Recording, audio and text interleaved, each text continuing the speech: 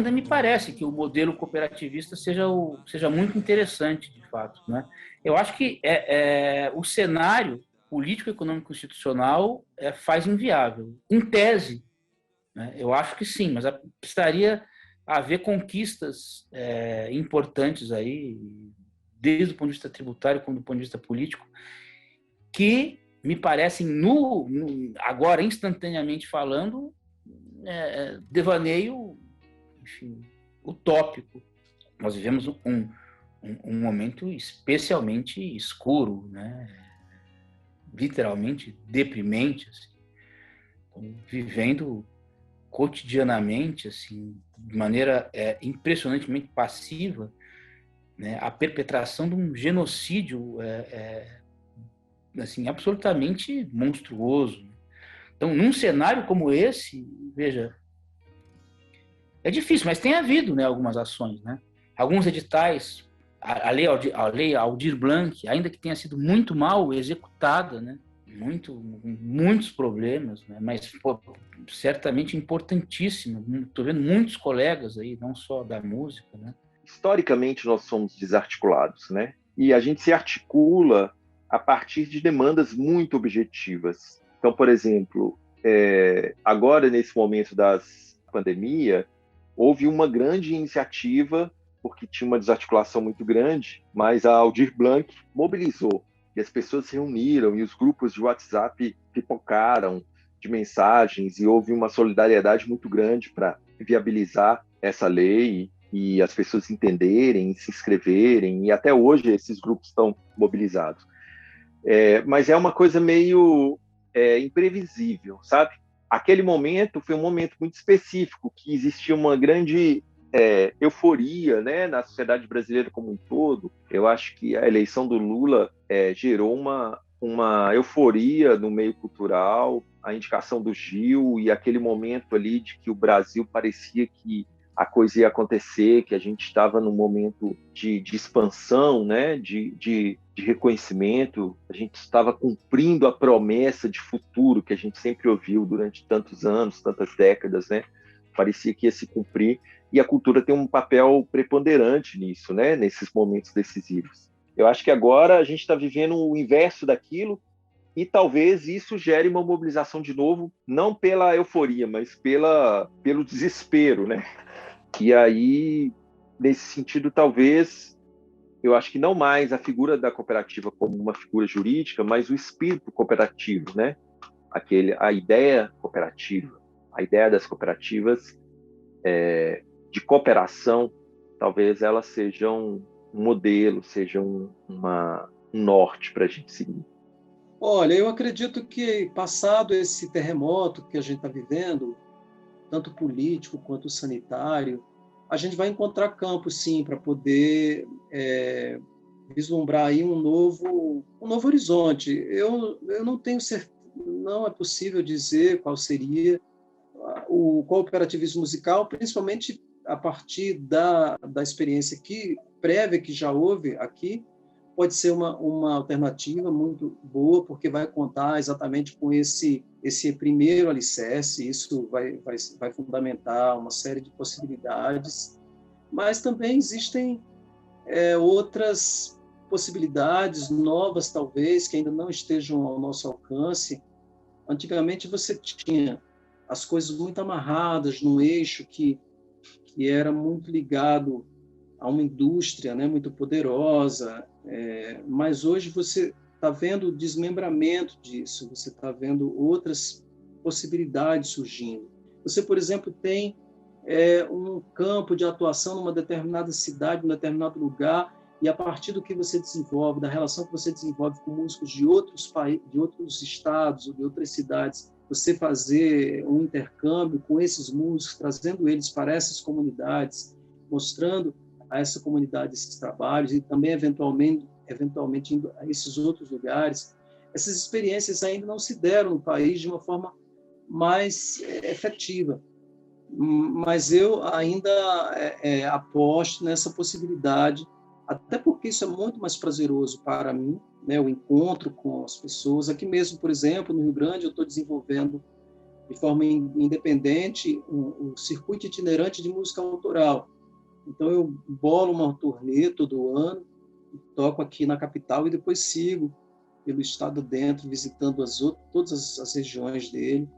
Isso tem mostrado para mim um caminho que é uma alternativa que dá respostas mais concretas, mais plausíveis assim, à minha própria necessidade como artista. A gente vai sair, em algum momento a gente vai sair dessa crise, e a saída da crise ela é coletiva, ela não é individual. Quem andar individualmente vai sofrer mais. A saída desse momento de pandemia para a cultura vai ter que ser através do associativismo de alguma maneira. Porque ninguém tem mais energia para fazer sozinho, né? E é energia mesmo, física, emocional. Sem o associativismo, as pessoas vão continuar sofrendo. Então, as pessoas vão...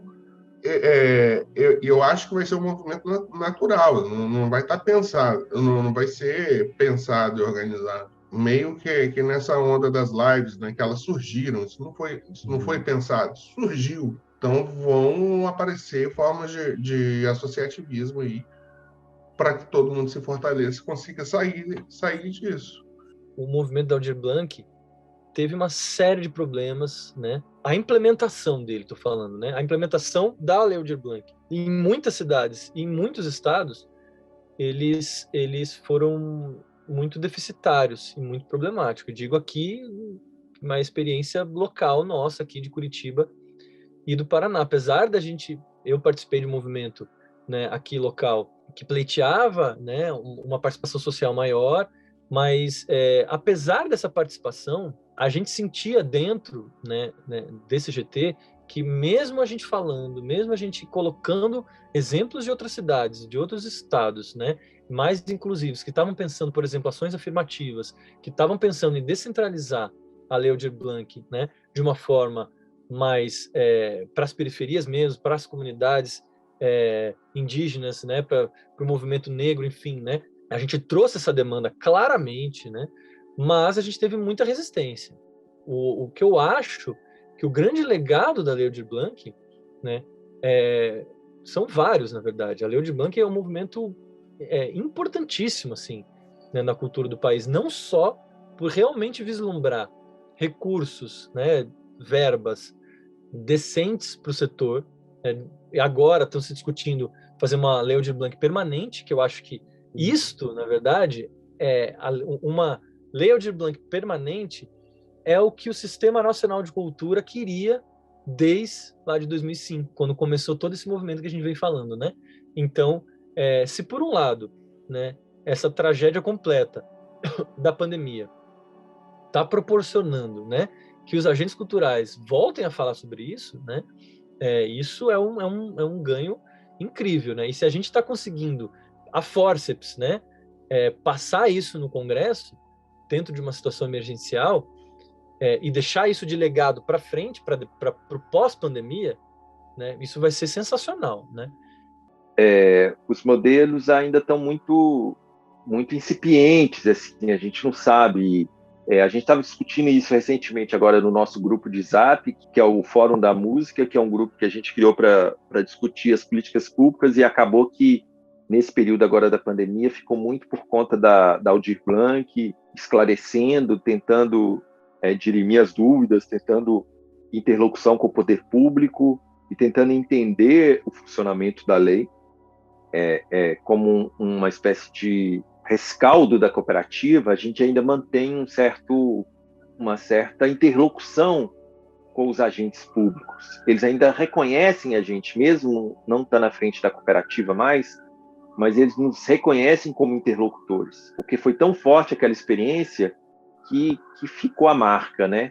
Então, ainda hoje, a gente é referência, a gente ainda está discutindo política pública, apesar de eu, por exemplo, estar muito mais focado na minha carreira agora do que nas iniciativas coletivas e de associações e de formação de entidades representativas, mas ainda tem esse resquício, né? Essa memória da atuação. Então, acaba que a gente ainda está à frente, de alguma forma, dessa discussão. Mas até por isso eu vejo que não se formaram novas lideranças do lugar que eu estou, eu não consigo enxergar outras iniciativas que sejam substitutas daquelas que a gente iniciou há 10 anos atrás, sabe? Eu ainda acho que são as mesmas alternativas e talvez com outras ferramentas, com outro ferramental, com outras perspectivas, outras nuances, né? Com uma outra característica de mercado que a gente tem. Então, a situação é essa. Eu não vejo nada de novo no horizonte nesse momento. Eu acho que por muito tempo talvez a gente não veja.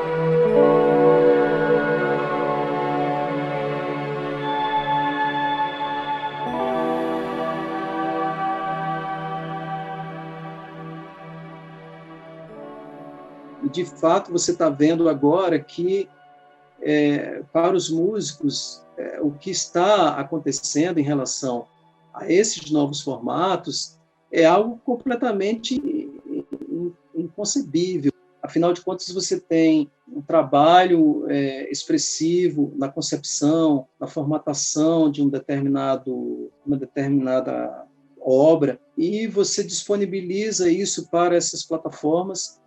E, em geral, além de você, eventualmente, por questões ligadas mesmo às próprias políticas delas, eventualmente nem consegue alcançar um público expressivo, a não ser fazendo um investimento, às vezes até considerável. E, no sentido do retorno, o que eu tenho percebido é que, de fato, há muita insatisfação.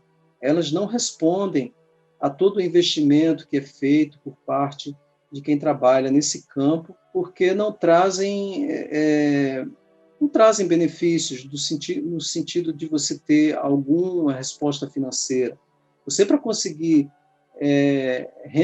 rentabilizar algum centavo nessas plataformas, você tem que tocar milhões e milhões e milhões de vezes, né? Então, elas estão mostrando que elas substituíram as grandes gravadoras e por um modelo que é muito desvantajoso para quem está aqui na ponta produzindo e disponibilizando seu material para dar audiência desses canais e dessas plataformas.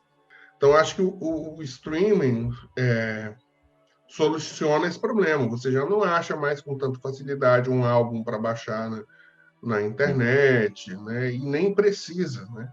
E principalmente, não é que você não acha, você não precisa buscar um blog que tenha um álbum. Então, acho isso ótimo. Isso aí é ótimo. Acho que remuneram mal é uma discussão, mas para me dar a visibilidade da rádio e da TV, eu vou ter, pelas redes sociais, eu vou ter que pagar. Vou ter que pagar localizadamente, pagar e gastar, sei lá, R$1.000 por semana. É caro. É mais barato que a rádio que a TV, óbvio. Uhum.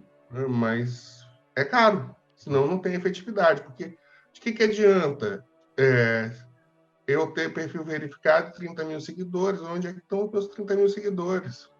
Então, eu acho que a gente tem que ter parcimônia, né, nessa questão. Então, todo o discurso de crise, né, da indústria fonográfica, no final dos anos 90 até o começo dos anos 2000, contra a pirataria, todo aquele discurso, pode ver que não tem mais, né? Hoje em dia. Eles não estão nem preocupados mais com pirataria. claro, se você vai perguntar, não, claro, somos contra, assim, sempre serão, né? Mas é uma questão assim que, tipo, não é mais, né, o calcanhar de Aquiles, o grande vilão, né? Nem precisa mais esse discurso.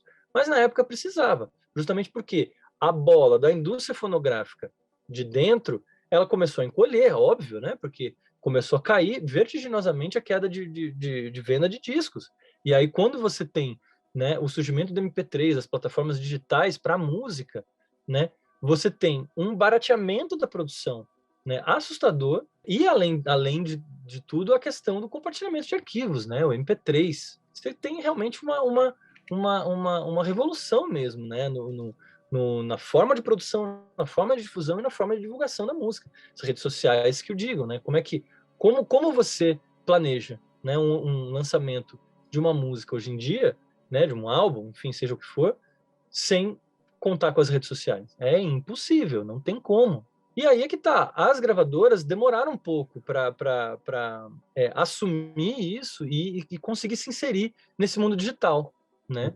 Então, gravadoras independentes, artistas independentes, cooperativas, movimentos, enfim, saíram na frente de alguma forma nessa nova bola que estava aumentando. Então, tipo, opa, beleza, agora a gente tem espaço para entrar e começar a fazer algumas coisas. Como todas as mudanças assim de paradigma, de plataformas, de modelo de negócio, ou do que mais você quiser, né, há como se adaptar a elas, né? Individual, mas sobretudo, que é importante, porque aí não depende só da adaptação individual, né? Porque tudo bem, eu posso me adaptar individualmente, né, a como se dá ao novo cenário com que se dá a produção musical e a difusão da música que se faz. Mas há questões que só podem ser lidadas coletivamente, como essa, por exemplo, da necessidade imperiosa em favor não só dos compositores, senão também da música e, portanto, em última instância, da própria indústria, né? A necessidade imperiosa de que os compositores passem a ser nominados assim, nessas plataformas todas. Um pequeno grão assim, da quantidade enorme de problemas importantes aí, que nós, sem dúvida alguma, temos a resolver, e daqueles que só é possível resolvê-los coletivamente. Não há outra maneira senão essa.